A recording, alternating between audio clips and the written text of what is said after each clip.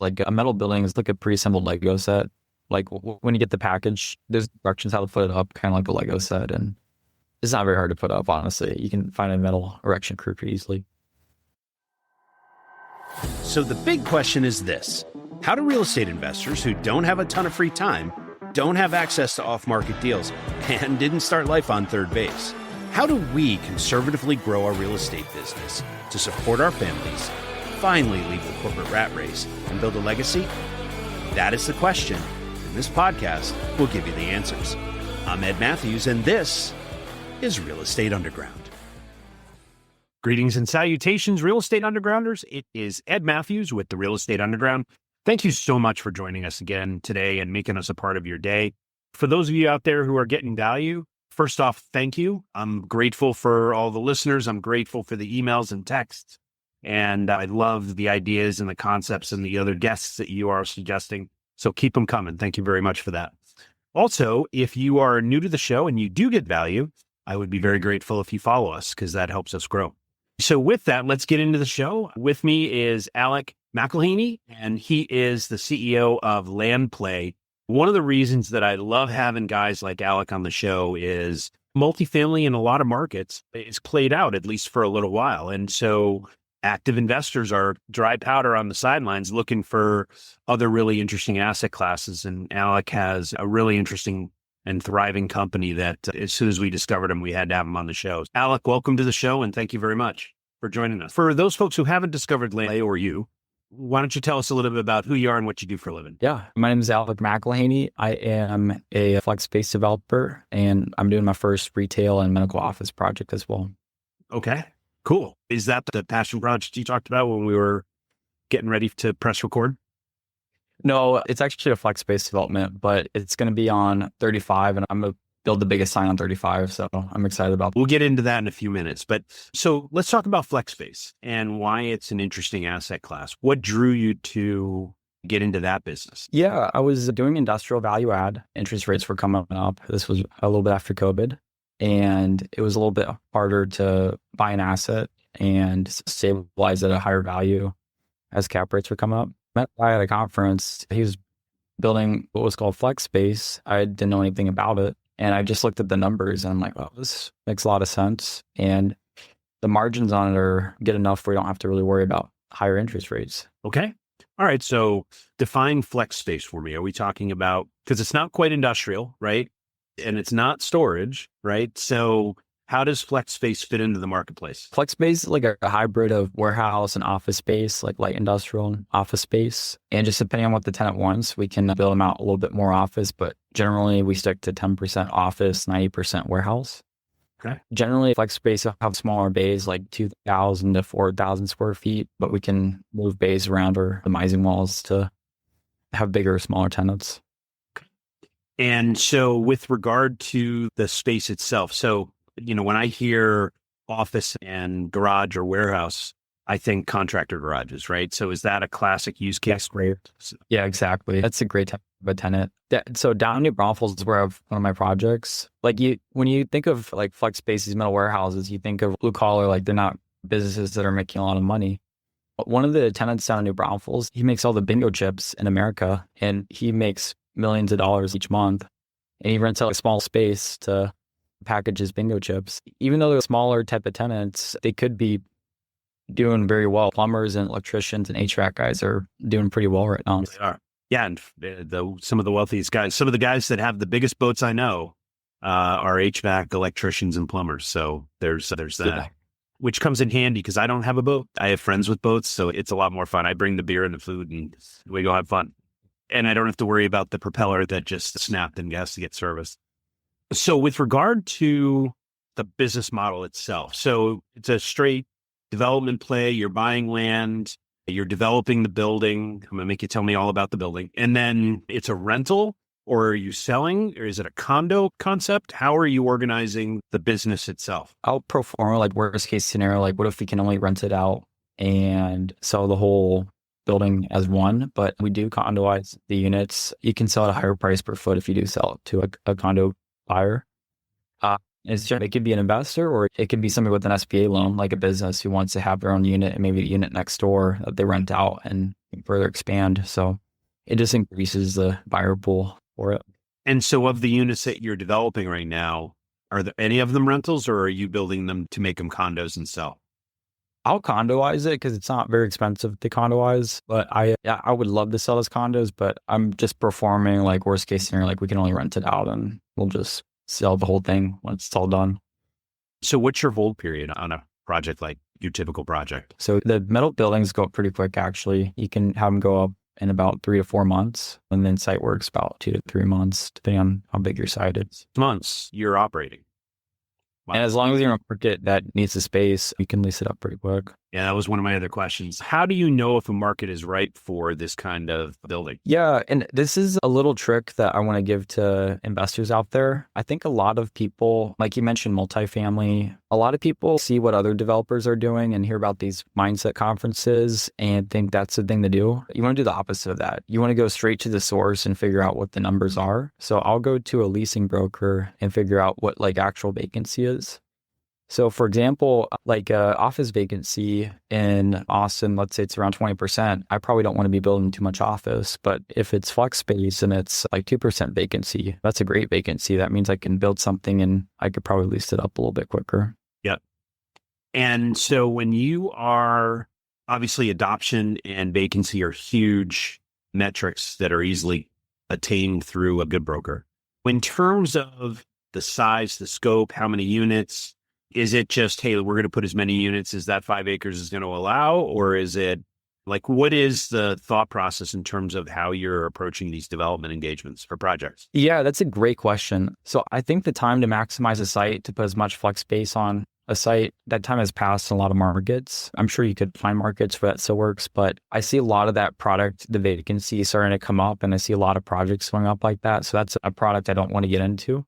Okay. I'm focusing more on a niche type of flex space. Let's say I find a 5-acre site and I can put 70,000 feet on there. I'd rather put up 40,000 feet and then have a 2-3 acre outside storage lot. I'll be able to rent it out a lot quicker and get higher rents.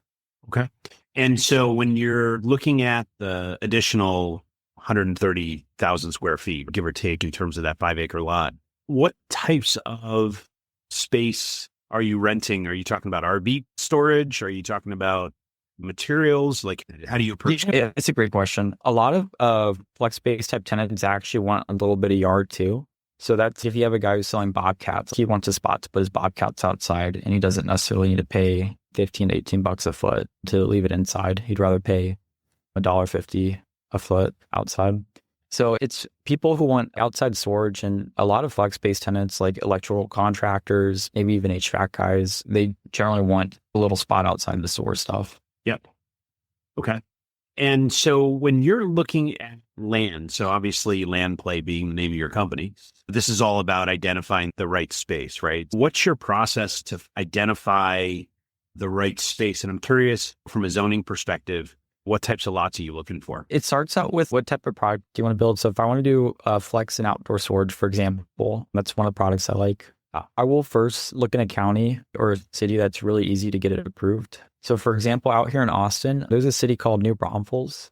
It takes about 1.5 years. Let's say you identified a piece of land and you started site plans that day. It'll take you about 1.5 years before you can actually start building it.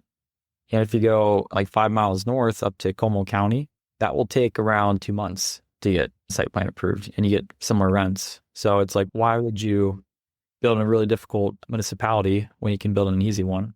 So first, find areas where it's really easy to build. And then after that, find what the right zoning is.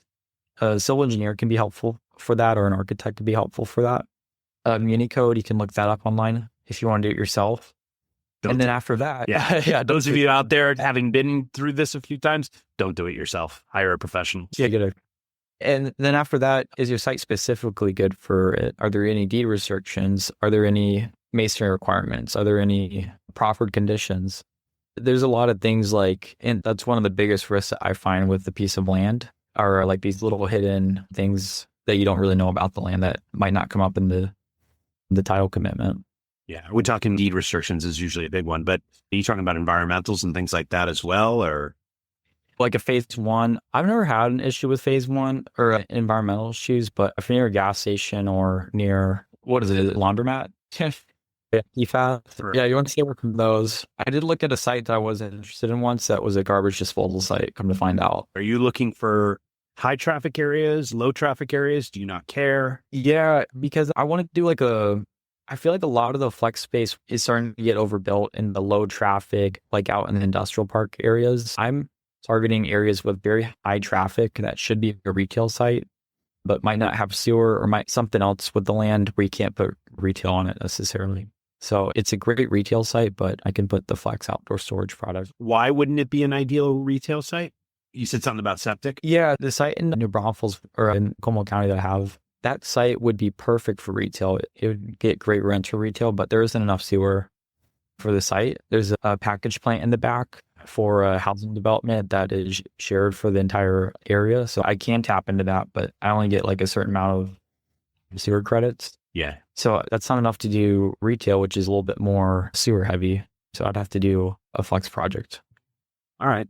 And so when you're looking at retail, for instance, you're talking potentially like a restaurant or something like I use. Like a strip mall or something. All right. And so when you find a lot, you get the approvals, are you having an architect design each and every one of these, or is there any sort of cookie cutter templated approach for this that makes it more efficient? Yeah. So I'll get metal building plans actually from the metal building company. So when I order the buildings, they'll send over the plans and my architect will work that into the floor plan. It is really helpful if you stick to one size building and just cookie cutter it. That does save a lot of money and your architect will love you for that. Brain damage. It becomes, okay. And the metal building company that you work with, local, or are they somebody that you've sourced and are national, international?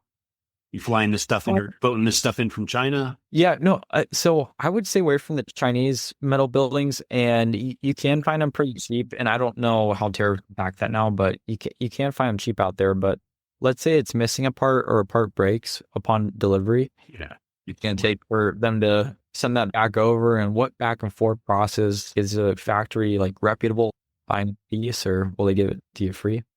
So I wouldn't get your metal building from there. There's so many things wrong that can go with the metal building. I'd get that from American company. Cornerstone. It's a pretty well-reputable company. And I have a guy, he's a subsidiary of Cornerstone. And if you order in bulk, you can generally get good prices on metal buildings.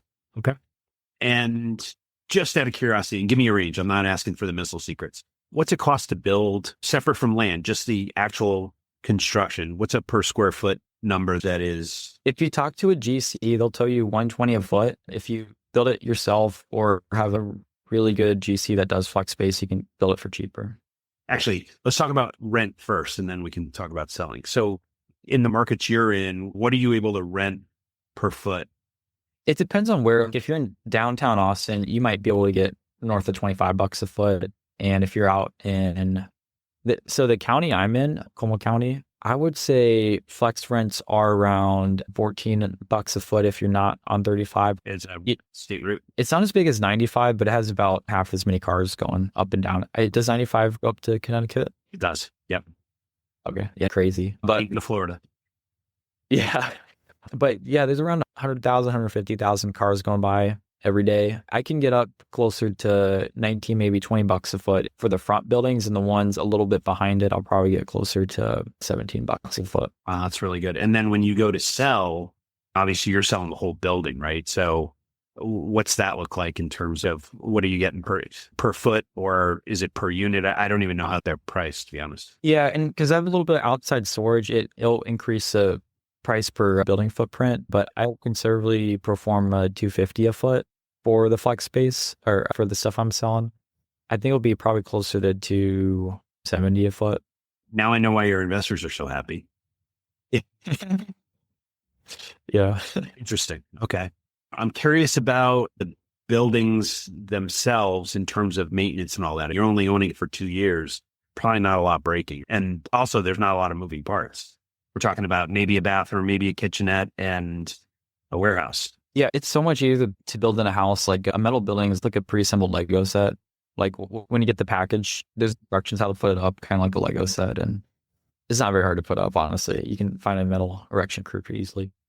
Do you ever thought about bringing that in-house, or is it just easier to outsource it to another company? I feel like I could probably do it in-house, but I don't think I'm doing I would need projects going all the time. And maybe if I started a company where I was GCing for other people, then I would probably think about that. But I feel I can find a lot of subs who do it for a great price, even a lot cheaper than what GCs will quote you. All right. Hey, so we're about 20 minutes into the conversation. Why don't we move on to the lightning round and then the final 5, and then we'll land this plane. All right. Cool. So I'm always interested in, obviously you're doing very well. I would assume the bills are being paid and the mortgage is taken care of. If you have kids, the college is probably well on its way to being taken care of. Cars are paid off, all the good stuff. And yet you still get up and go to work on Monday morning. So what gets you out of bed? What is that thing that drives you? I met a couple mentors right out of college who had phenomenal companies. They were making a ton of money and they were so young. They're younger guys in their early 30s. It was just so inspiring to see that people do that. There's a quote you're the uncontested author of your life. I really feel that if I write something down, if I say it enough, if I start moving in that direction, I can make anything happen. And I want other people to feel that. I want other people to feel like anything's possible. Because it is. Yeah. Because it is. Yes. So you mentioned mentors, and I think that in order to get where you want to go, you need help, right? This is a team sport. And so I'm curious about the mentors in your life over the years. And specifically, I'm curious about the best advice you ever got and who gave it to you. That's a great question. The best advice I ever got was bigger is not harder. It's just bigger. And I don't remember who gave that to me. Right. When I heard that, I'm like, that is so true. Doing a 10,000 square foot flex space development, I'm probably doing 250,000 this year. It's probably going to be easier for me to do 250,000 than that 10,000 the first time. Like square feet. So it's not harder. It's just bigger. That's all it is. That's also, I heard that entrepreneurs are really good at tricking themselves that things are easy and then they jump in and just figure it out. So it's a great quote to trick yourself to. Bro, we'll figure it out. Really? Okay. When you've burned the boats and the water is right at your eyeballs, you tend to figure it out. Exactly. All right. And so I also think that thank God for mentors, but also thank God for mistakes. Fundamentally believe we learn more from our mistakes than from our successes. And so I'm curious about a decision you'd love to have back over the years. What was it and how did you think it through and how'd you recover it if you were able to? Yeah, I'll go with this one. The first investment property I bought, I think I was 23 or right out of college. I bought a duplex right when COVID happened. I overpaid for it. I paid like $5,000 over what I probably should have paid for it. Yeah. I mentioned this mistake for 2 reasons. The first reason is you have to really know what you're doing. A lot of risk in real estate is not knowing what you're doing. If you actually know what you're doing, it could be less risky than a 9-to-5 job. The second lesson from this is it's okay to make mistakes and it's going to be fine. And especially with real estate, just hold it a little bit longer. So with this property, I just wanted to get into something. Like I was just so tired of sitting on my butt, like watching people be successful on YouTube, and I wasn't. I bought it and I just had to hold it a little bit longer. And after the debt was being paid down, after prices kept going up, like I still made a profit when I sold it. Time does heal. That's for sure. Yeah. It's okay to make mistakes. Go make mistakes. Do it. Now, somebody once told me, you can't make an omelet without breaking eggs. So yes. And sure, you're constantly taking in information in terms of books or podcasts or however you do that. So I'm curious, what is the way that you learn? Like, what are the tools that you learn? Do you read books? Do you watch podcasts? Do you listen to or watch YouTube? And specifically, what authors or creators are you paying attention to these days? Yeah, I just want to encourage a lot of investors and entrepreneurs who are listening to this. I think a lot of us didn't do well in school because we were kinesthetic learners. We learn by doing. If I don't know how stormwater management works, go talk to a civil engineer. And that is the best way to learn. That's way better than YouTubing things. Go in person, go talk with them, and then take action on it. That is the best way to learn, in my opinion. And a lot of the real-time information, it's going to be a while before that's uploaded and made like very popular information. Like when was the best time to get a multifamily? Probably 2015. And it probably wasn't very easy to find on the internet. Multifamily was something to get into. The way to know that was like actually talk to brokers and see what the demand was. Yep. Right on. For good resources, I think I actually really like ChatGPT, Claude, like any of the AI tools, because it might not be accurate information, but it gets you the context to know the right question to ask when you get to the place to ask those questions. Get you 80+% of the way there, right? You still got to dig deep, but What friend do you know who knows who's 80% right? That's great. Those are great odds. I'm married, so I'm never 80%, and that just means that my wife is very smart. That's it. The last thing I'm curious about is how you define success in your own life. What does that mean to you? Yeah, if I think we all had a taste of being really successful when we were kids, when we woke up very excited about the day that we could create anything and we could imagine anything and believe anything was real. And I believe going back to that version of yourself who's a kid who can believe anything is possible and actually make it happen. Like that's what excites me. I love that. All right, my friend, I've really enjoyed this conversation. Congratulations on one hell of a business that you've built. When you're not talking about flex space or anything real estate related, what do you like to do for fun? I don't really have a lot of fun outside of I work out a lot. I'm getting into eating healthy. Yeah, working out, but I like what I do. And I also love vision. I love mindset. I love imagining the future. I love learning about new businesses. That's what really excites me. Awesome. So if people want to learn more about you or one of your projects, what's the best way to get in touch with you? Yeah, LandPlay.com, and it's landandplay.com, or on LinkedIn. If you Google Alec McElhinney or LandPlay, just shoot me a message. Would love to connect with you. Great. Alec, once again, congratulations on an awesome business. Thank you for letting me pepper you with all those geeky questions, and I look forward to seeing your business continue to explode. Congrats. Thank you. This has been The Real Estate Underground. Don't forget to rate, review, and subscribe. It helps us grow. Until next time, Undergrounders, remember your real estate journey begins with a simple step forward. Now get to it. Bye for now. This has been The Real Estate Underground. Don't forget to subscribe. It helps us grow. Until next time, Undergrounders, remember your real estate journey begins with a simple step forward. Now get to it. Bye for now.